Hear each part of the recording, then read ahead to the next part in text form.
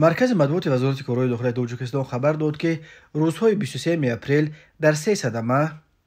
4 نفر سنشان از 30 تا 86 ساله به هلاکت رسیدند. از جمله صبح بر وقت 23 اپریل سال 2024 تخمین ساعت 04:30 دقیقه راننده ماشین تمغه اوپل استرا محمدالله شیرعلی سال تولدش 1968 ساکن نویه رشت هنگام حرکت با روی ماشینگرد وحدت رشت لخش از طرف کوچه محیدین و فشار غرب به سمت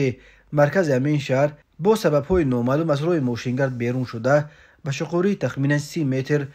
به دریای سرخوب چپه شده است. در نتیجه خود راننده محمدالله و مسافرش کمال و زیبانو سال تولدش 1985 ساکن نویه رشت جراحت‌های وزن جسمانی برداشته در جای حادثه به هلاکت رسیدند. 23 اپریل سال 2024 تخمین ساعت 00:40 دقیقه راننده ماشین تمغه شانسی بازاروف خال محمد سال تولدش 1965 ساکن شهر کولاب هنگام حرکت از سمت محله سفرف به سمت محله بازار امین شهر اسوده دوره واسطه نقلیات نور آمده پیادهگرد سالخورده تلویف نصرت الله سال تولدش 1938 ساکن شهر مذکور را پخش نموده است. در نتیجه مستفید 86 ساله جراحت‌های وزن جسمانی برداشته در بیمارخانه به هلاکت رسیده است. 23 اپریل سال 2024 تخمین ساعت 19:00 دقیقه راننده ماشین تمغه اوپل استرا حسنوف رستم سال تولدش 1969 ساکن نویه کوشانیان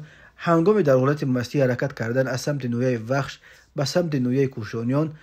در حدود جماعت دیوت نوبهار نویه مذکور اسوده دوره واسطه نقلیات نبر آمده دوچرخران اکرموف نسیم جان سال تولدش 1994 ساکن همین نویه را پخش نموده است. در نتیجه اکرموف جراحت‌های وزن جسمانی برداشته در جای حادثه به هلاکت رسیده است. وزارت کارهای داخلی گفت تحقیق این حادثه ادامه دارد.